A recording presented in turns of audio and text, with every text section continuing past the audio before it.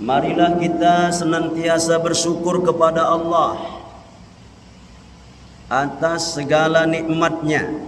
La in syakartum la azidannakum. Jika kamu bersyukur atas nikmatku, niscaya akan aku tambah lagi nikmat kepadamu. Wala in kafartum inna azabi lasyadid. Jika kamu kufur, ingkar terhadap nikmat Allah, azabku sangat pedih, kata Allah. Baik azab di dunia ini, terlebih-lebih lagi azab Allah di akhirat nanti. Na'udzubillahi min zalik. Bapak-bapak, ibu-ibu, jamaah tarawih yang dimuliakan Allah Subhanahu wa ta'ala. Malam ini kita memperingati nuzul Quran. Nuzul artinya turun. Quran, Al-Quran. Jadi nuzulul Quran, turunnya Al-Quran. Pada bulan Ramadan, qori kita tadi baca, Bilal kita tadi baca, syahrul Ramadan allazi unzila fihil Quran. Bulan Ramadan adalah bulan di mana diturunkannya permulaan Al-Quran. Surah Al-Alaq ayat 1 sampai ayat 5. Bismillahirrahmanirrahim. Iqra bismi rabbikal ladzi khalaq. Khalaqal insana min 'alaq. Iqra wa rabbukal akram allazi 'allama bil qalam. 'Allamal insana ma lam ya'lam. Bacalah dengan nama Tuhanmu yang telah menciptakan kamu. Bacalah, dan Tuhanmu lah yang Maha Pemurah, yang telah mengajari kamu dengan perantaran kalam, yang mengajari kamu dari yang tidak tahu menjadi tahu. Yang dulu kita gelap, nggak mengerti, menjadi ngerti. Jadi banyak manfaat dengan Al-Quran diturunkannya kepada kita, kepada Nabi kita Muhammad sallallahu alaihi wasallam, yang juga untuk kita sebagai umat beliau. Karena Al-Quran itu sebagai petunjuk hidup dunia dan akhirat. Banyak-banyaklah kita bersyukur kepada Allah. Jangan kita menjadi orang yang lupa atas nikmat Allah. Enggak boleh. Udah berapa hari kita puasa, Bu? 7 Udah 17 ya, Bu? Berapa hari lagi raya? Nah, udah bingung Ibu menghitungnya. Berapa hari lagi raya? Anak-anak, berapa hari lagi raya? Tak usah dikira-kira, pokoknya dijalankan sajalah puasa Ramadan ini. Nanti raya itu datang sendiri. Jadi kita ini berpuasa ini dalam rangka mau mencuci diri kita itu, membersihkan kotoran-kotoran ruhaniyah yang ada pada diri kita. Apa itu kotoran ruhaniyah? Dosa-dosa kita itu kotoran itu, dosa kita itu. Ada dosa kecil, ada dosa besar. Ada dosa yang ketahuan, terlihat, nampak. Ada dosa yang tersembunyi. Ada dosa yang disengaja, ada yang tidak. Ada lagi dosa kering. Orang yang melakukannya, kita kena dosanya juga. Gara-gara meridhoi kemaksiatan. Kena dosa juga, namanya dosa subhat. Jadi itu semua kotoran yang melekat pada diri kita harus kita singkirkan dari diri kita sebelum kita wafat. Jangan dibawa mati dosa, Bu. Ya Pak, dosa jangan dibawa mati. Sebelum mati, singkirkan dosa-dosa itu semuanya dari diri kita. Sanggup? Sanggup nggak?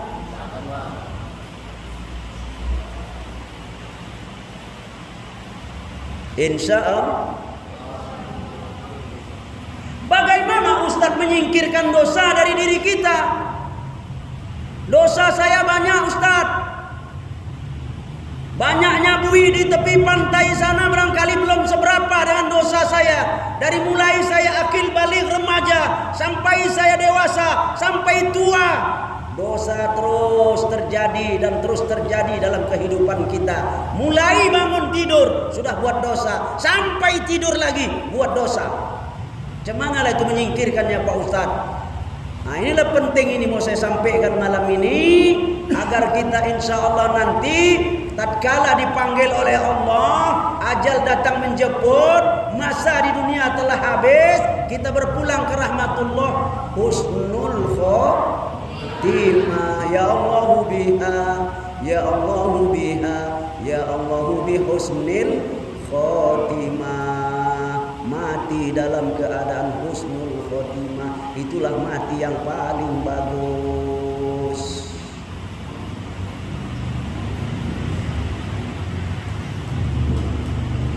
Coba tunjuk tangan yang tak ada dosanya di sini, ada?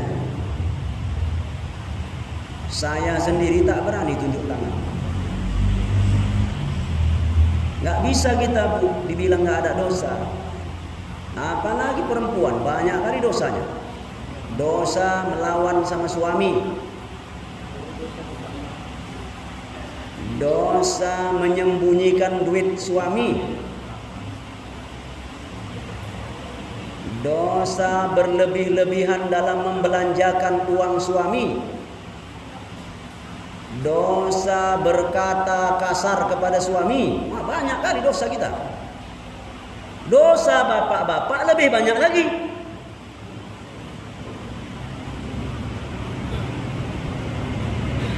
Dosa tidak pernah membimbing ibadah istri. Dosa tidak pernah mendidik agama istri. Dosa membiarkan istri membuka aurat di luar rumah. Dosa membiarkan anak-anak tidak mengaji Al-Quran. Dosa membiarkan anak-anak tak puasa. Membiarkan anak-anaknya malas sekolah. Banyak lagi dosa-dosa yang lain. Dosa tidak menghadiri sholat berjamaah ke masjid. Dosa meninggalkan sholat 5 waktu. Dosa tidak memperdulikan orang tua yang sudah mulai renta. Anak durhaka kepada dua ibu bapak. Dosa yang melawan kepada guru. Dosa melawan kepada pemimpin. Dosa mentelantarkan anak yatim. Wah, pokoknya banyaklah Bu, Pak. Payah saya menceritakannya satu persatu. Kita sadari aja bahwa kita semuanya punya kesalahan. Kalau tak banyak sikit, kalau tak besar kecil, ada kesalahan kita di hadapan Allah Subhanahu wa taala. Iya kan, Pak? Iya kan, Bu? Nah, ini Ramadan dikasih kesempatan kita untuk mencucinya, membersihkannya, menghapus semua dosa-dosa itu lewat Ramadan yang sekarang ini sedang berada di hadapan kita sekarang ini, yang sedang bersama kita sekarang ini, Ramadan ini. Sekarang saya mau tanya dulu, maukah kita dosa kita diampuni Allah?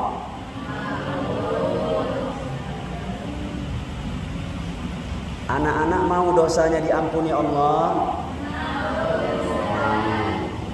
Ibu-ibu mau dosanya diampuni Allah? Tak mau orang itu, Pak. Bapak-bapak mau dosanya diampuni Allah? Kalau bapak-bapak cepat menjawab. Ustadz mau dosanya diampuni Allah? Mau. 3 kali lagi saya bilang mau. Tanya lagi ibu-ibu, mau dosanya diampuni Allah?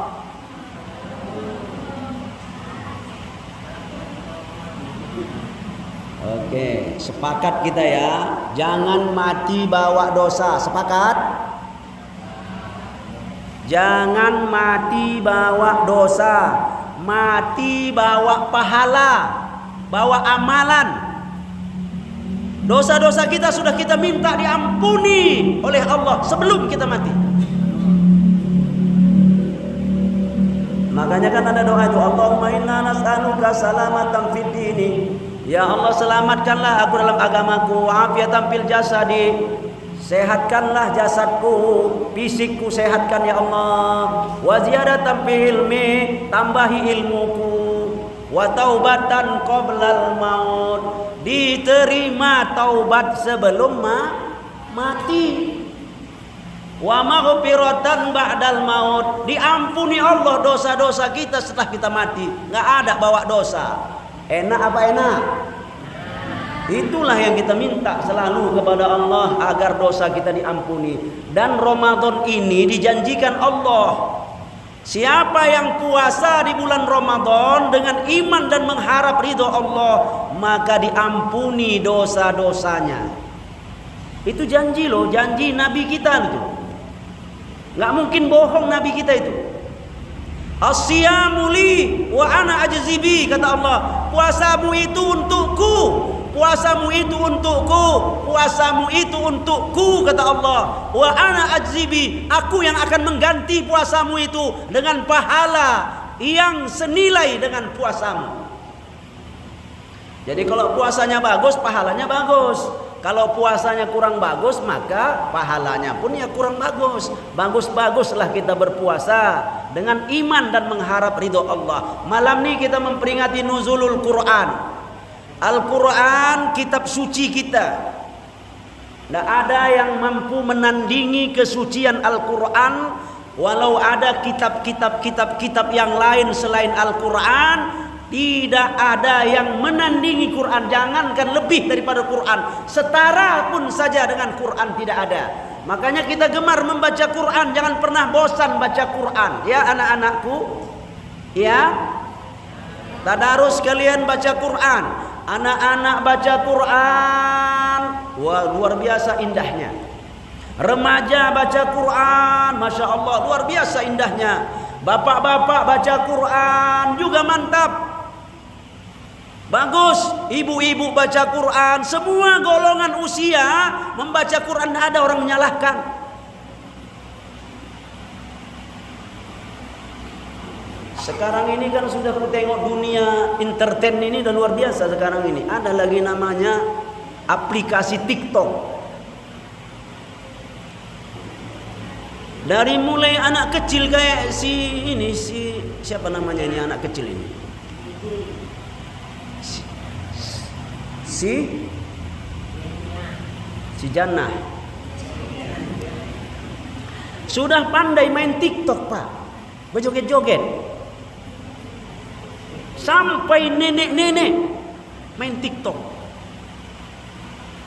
Dia tidak salah TikToknya, yang salah orangnya.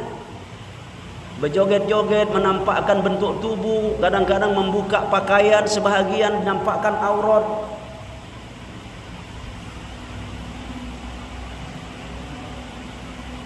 Kalau masih kecil dia berjoget-joget, masih ketawa-ketawa kita nengoknya, senang kita nengoknya, lucu. Kalau sudah nenek-nenek berjoget, cocok lagi nenek-nenek berjoget-joget. Yang udah umur 90 tahun, 80 tahun. Tapi kalau nenek-nenek baca Quran, cocok apa tidak? Oh, makin tua baca Quran, makin dihormati orang. Makin sepuh dia baca Quran, makin dimuliakan orang. Itu bedanya Quran. Quran dibaca kapan saja cocok. Quran dibaca malam hari, cocok apa tidak? Quran dibaca siang hari cocok, dibaca pagi juga bagus, dibaca sore bagus, dibaca subuh oke, dibaca habis maghrib mantap. Kapanpun saja Quran dibaca, tidak ada orang mengkritik dan menyalahkan. Coba bedangdut-dangdut, subuh-subuh main dangdut cocok? Nggak cocok. Habis maghrib main lagu India. Mau tidur jam 2 malam, orang sholat tahajud, habis sholat tahajud baca Quran cocok. Kalau udah tengah malam pula lagu keroncong lagi dimainkan, nggak cocok. Jadi Quran ini betul-betul kitab suci yang cocok dan sedap didengar dan diamalkan dalam situasi dan waktu yang bagaimanapun. Maka saya menyarankan kita untuk mari kita menerapkan gemar membaca Quran.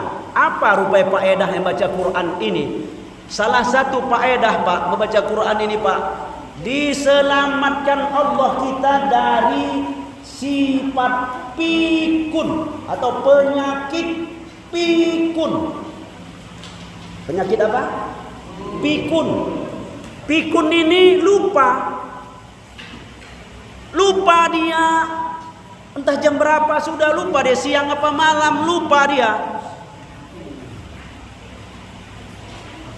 Kalau kita sudah tua nanti akan merasakan tuh bagaimana pikun itu. Tapi kalau orang yang gemar membaca Quran, mengamalkan Quran, insya Allah sampai berapapun usia dia, kalau sampai pun 90 tahun umurnya, 100 tahun pun umurnya, Allah tidak akan timpakan sama dia penyakit pikun. Masih cas pikirannya itu, masih oke nalarnya, masih bagus cara berpikirnya, masih bagus cara mencerna informasinya.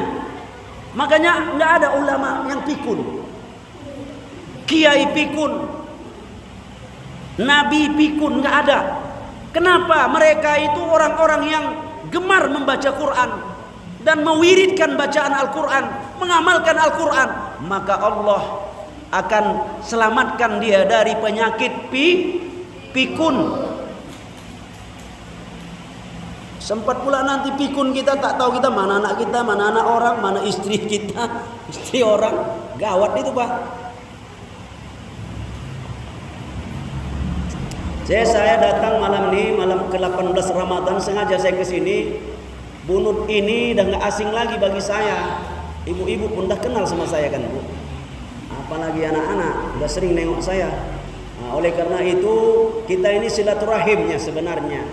Sambil silaturahim saya mengingatkan, jangan sampai lalai luput lupa bahwa Ramadan ini adalah bulan penggemblengan untuk melahirkan umat yang takwa kepada Allah Subhanahu wa taala. Anak-anak tahu apa artinya gembleng? Gemblong tahu ya? Gembleng tahu? Enggak tahu. Itu kan bahasa Bung Karno itu. Digembleng kata beliau. Gembleng itu gini, dengerin biar tahu arti gembleng. Ini bahasa Jawa ini. Ada besi per mobil yang udah nggak dipakai lagi, dikasih sama tukang besi. Lalu per mobil itu mau dibikin tajak, mau dibikin parang, mau dibikin egrek, mau dibikin alat ataupun senjata tajam. Maka besi tadi dibakar dalam api, udah dibakar sampai merah. Udah itu dipalu, dimartil, tang ting tang ting, sampai itu per tadi itu pipih dia. Itu digembleng namanya. Udah dipukul selesai, belum. Dipahat lagi, tik tik tik tik tik tik tik tik tik. Udah dipahat apa selesai? Belum. Dikikir lagi, krik krik krik krik krik. Apa sudah selesai? Belum. Digerinda lagi. Udah digerinda udah selesai? Belum. Dibakar lagi sekali lagi. Disepuh lagi sampai jadilah dia sebentuk senjata tajam. Apakah parang, apakah dia egrek, ataukah alat-alat yang lain untuk kita bisa kerja.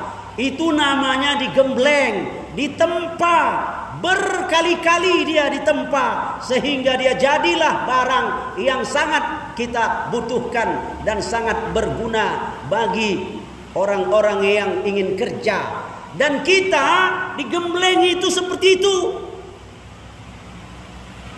Kayak anak masuk pondok, sebelum masuk pondok pesantren belum bisa baca Quran, belum bisa baca kitab, belum pandai mendoa, belum berani jadi imam, belum bisa khutbah Jumat, digembleng oleh ustadznya. Kalau memang nakal dihukum oleh gurunya, sampai akhirnya keluar pesantren dia sudah bisa menjadi orang yang berguna di kampungnya, bisa menjadi guru ngaji, bisa menjadi imam masjid, bisa menjadi pemimpin wirid yasin dan sebagainya, hasil dari gemblengan di pondok pesantren. Nah, Ramadan ini menggembleng kita. Apa yang digembleng oleh Ramadan? Yang pertama, kita digembleng supaya jadi orang yang sabar. Sabar, jangan suka emosionalan. Belum waktunya berbuka, sabar, jangan makan dulu. Belum waktunya berbuka, sabar, jangan minum dulu, nanti puasanya batal.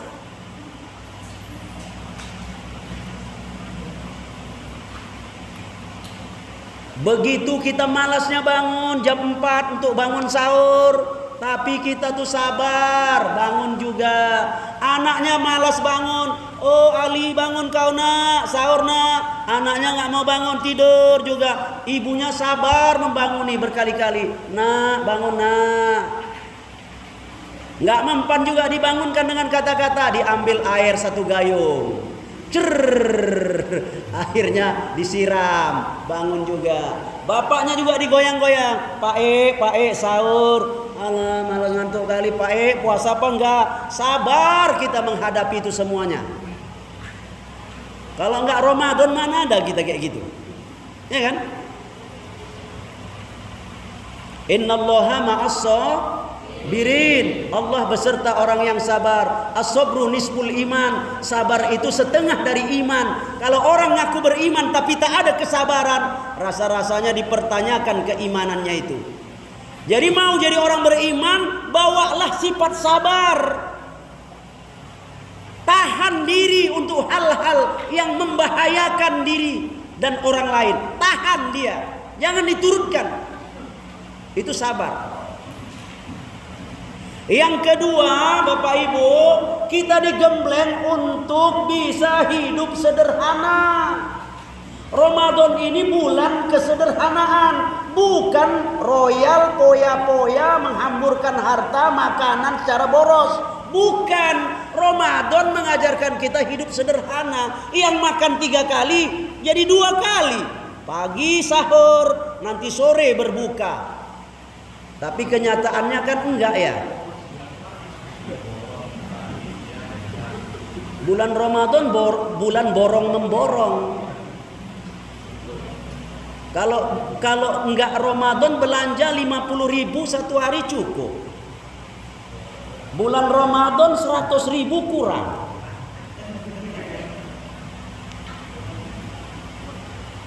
Apalagi bapak-bapak, kalau enggak Ramadan 2 bungkus rokok. Ramadan sebungkus enggak habis. Atau sebaliknya. Jadi Ramadan ini mengajar kita sederhana. Jangan boros, enggak boleh boros. Nanti kita dikategorikan ke dalam saudara setan. Wala tubazzir tabziro. Jangan kamu berlebih-lebihan membelanjakan harta secara boros. Innal mubazzirina. Sesungguhnya orang-orang yang mubazir itu ikhwanas syayatin, saudaranya setan. Enggak mau kan jadi saudara setan? Enggak mau kan? Enggak mau kan? Mau? Jangan mau, nggak mau jadi saudara setan, nggak mau. Setan itu jahat. Allah bilang orang mubazir itu saudara setan. Contoh mubazir, makan nggak dihabiskan, satu piring dimakan 2/3, sepertiganya lagi dibuang. Itu mubazir itu. Makan bubur nggak habis dibuang, makan kue nggak habis dibuang. Makan mie goreng nggak habis dibuang sisanya. Inilah yang dihindari selama Ramadan itu. Jangan seperti itu. Bisa kira-kira anak-anak digembleng kita untuk hidup sederhana. Rasulullah itu adalah contoh orang yang paling sederhana hidupnya. Tidak berlebih-lebihan. Yang ketiga, kita digembleng dalam bulan Ramadan ini tidak sombong. Nggak boleh sombong. Harus rendah hati. Pakai ilmu padi. Saya mau tanya dulu ibu-ibu. Bu, apa kabar Bu? Orang Bu, mana lebih tahan merunduk gini? Apa mendungak ke langit gini? Lebih tahan yang mana lamanya? Ya iya merunduk, udah pasti. Nggak ada orang tahan 2 jam mendungak ke langit kepalanya gini, nggak ada. Tapi kalau merunduk Pak, sampai tidur. Saya perhatikan itu pas saya khotib khutbah Jumat.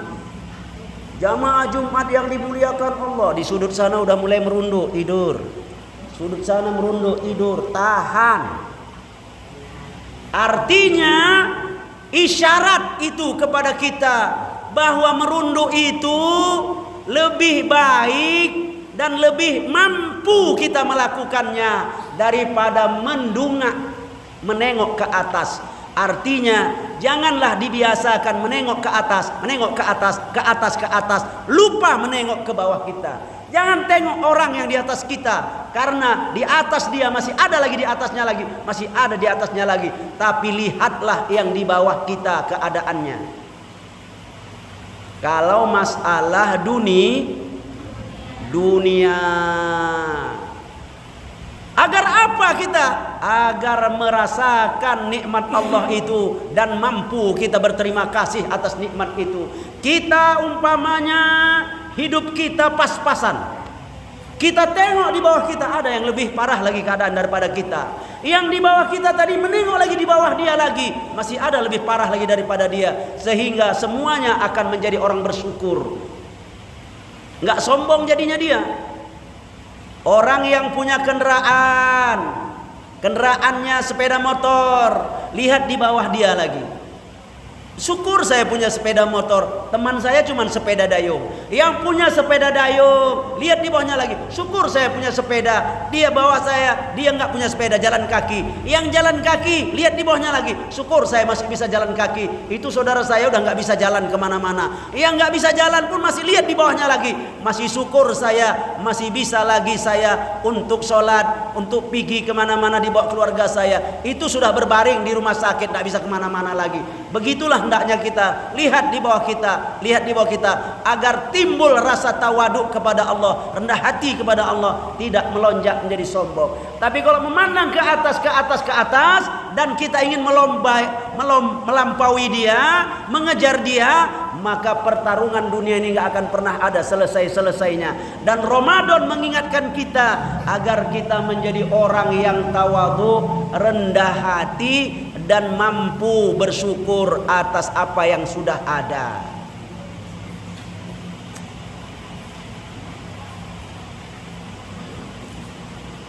Yang terakhir saya ingin menyampaikan tentang Lailatul Qadar. Lailatul Qadar itu Ustadz ada apa tidak ada? Jawabannya ada. Jawabannya ada. Lailatul Qadar itu apakah turun setiap tahun Ustadz atau hanya di zaman Nabi saja?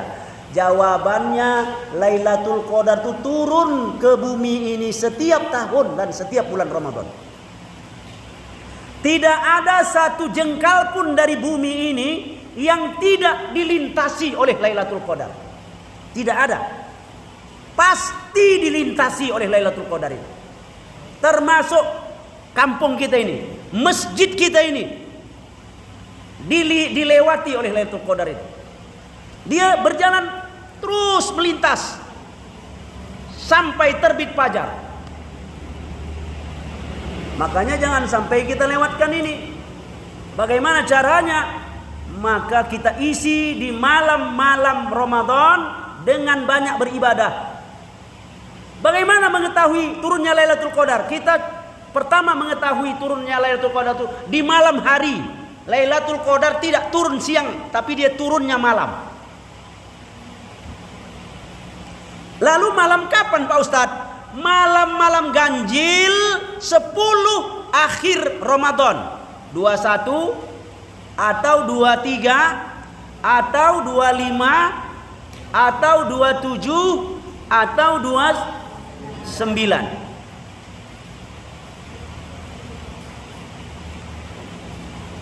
Sebahagian ulama dari mazhab Syafi'i mereka merumuskan bahwa Lailatul Qadar itu turun malam 27 Ramadan.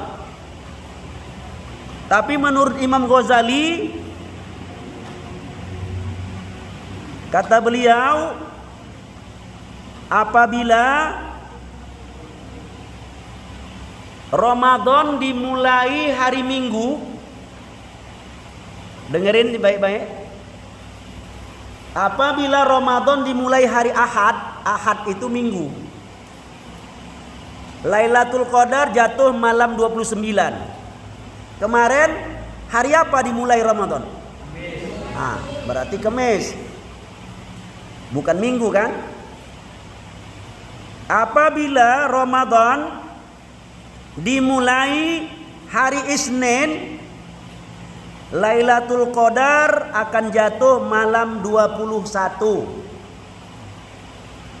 Apabila Ramadan dimulai hari Kamis, maka Lailatul Qadar jatuh pada malam 25. Kita kemarin Kamis.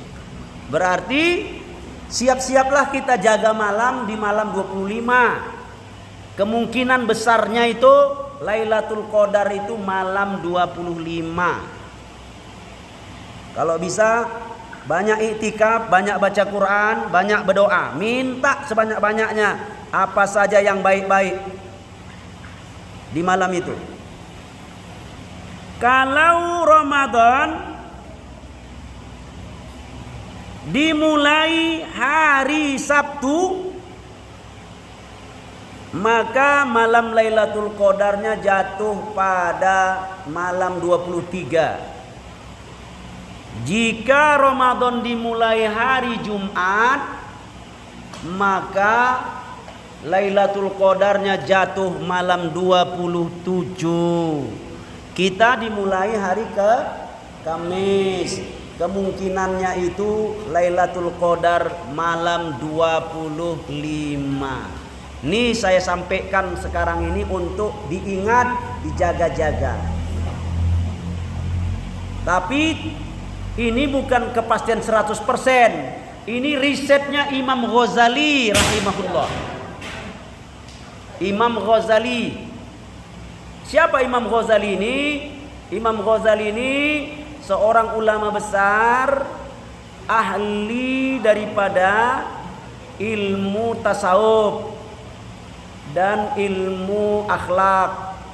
Beliau ini alirannya adalah mazhab Syafi'i, dan beliau membuat suatu kesimpulan karena selalu mendapatkan malam Lailatul Qadar dari tahun ke tahun.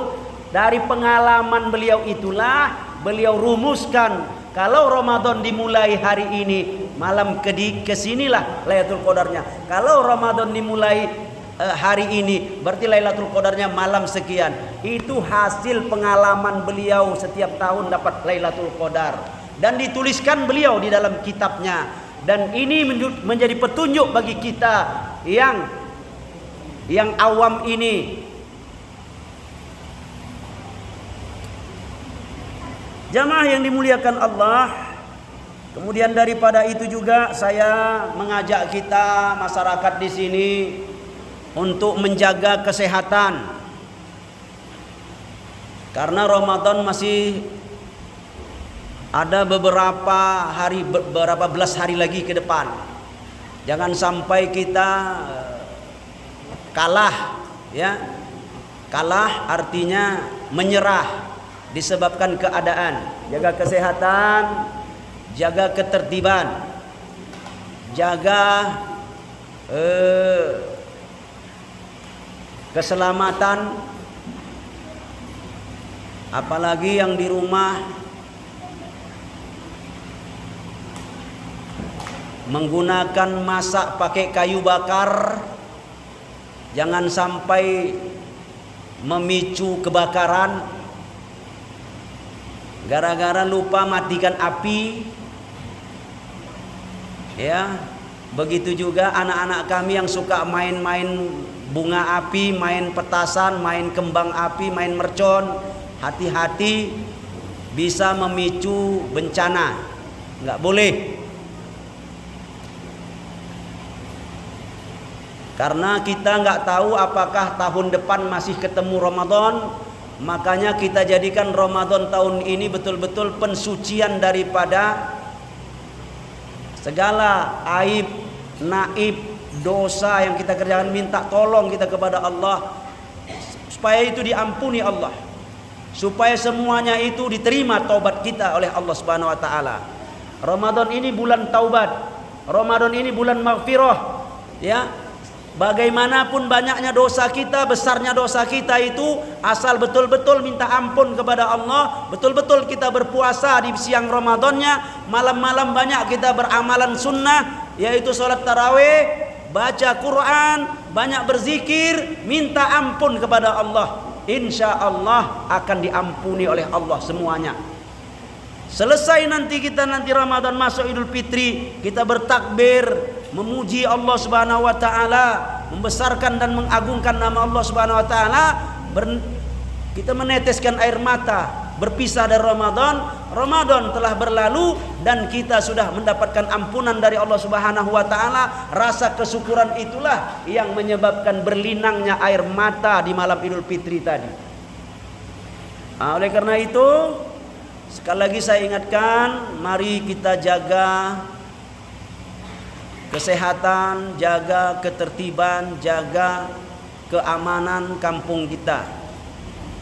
Ya, apalagi di musim-musim menjelang hari raya ini kadang-kadang banyak kejahatan. Kejahatan yang bersifat meresahkan. Yaitu apa? Pencurian. Pencurian hasil pertaniannya, pencurian daripada membongkar rumah, maling, pencurian ternak, pencurian dan sebagainya. Ini hati-hati kita. Kita mohon kepada Allah supaya kita diselamatkan dari hal-hal seperti itu. Saya ucapkan banyak terima kasih kepada kenajiran Masjid Al-Hidayah ini. Terima kasih kepada anak-anak kami, remaja-remaja masjid kami. Begitu juga kepada ibu-ibu yang masih mau bertahan dan mau meramaikan masjid ini. Walaupun hujan, cuacanya dingin, ya, kita masih mau datang ke masjid ini. Ini artinya kita adalah orang yang dipilih oleh Allah Subhanahu wa taala untuk mendapatkan hidayahnya. Kita adalah orang-orang yang memiliki kualitas yang bagus dalam beragama. Kan rasanya ini kalau kayak gini lah cuaca, enaknya kita di tempat tidur ini kan Pak. Tarik selimut, tidurnya enaknya. Tapi kita mau ke masjid ini, mau kita sholat tarawih, mau kita mendengarkan ceramah, mau kita memakmurkan masjid ini. Ini artinya kita lebih mendahulukan akhirat kita daripada keinginan kesenangan dunia kita. Ini saja barangkali yang dapat saya sampaikan. Mudah-mudahan ada manfaatnya. Mudah-mudahan kita semuanya digolongkan ke dalam golongan hambanya yang soleh, yang bertakwa. Amin ya rabbal alamin. Terima kasih atas segala perhatian. Mohon maaf atas segala kekurangan. Wabillahi taufiq wal hidayah, waridhoka wal inayah. Wassalamualaikum warahmatullahi wabarakatuh.